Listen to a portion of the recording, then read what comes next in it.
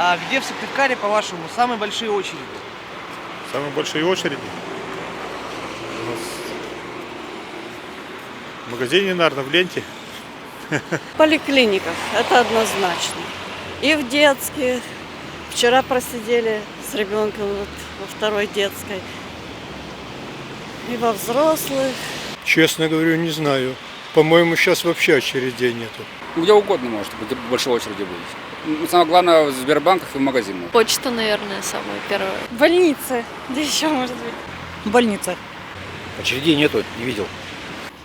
В ленте. В магазинах? В каких именно, да, надо? Это в ленте, в ленте. В ленте самые выходные. Вообще не только в ленте, а в Максе. Самые большие очереди. Выходные, все люди там.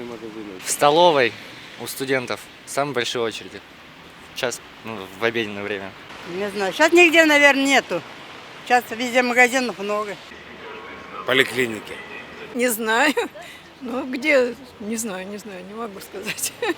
По-моему, только в этих магазинах, больше нигде. Особенно, когда вот это вот пробивает там чеки.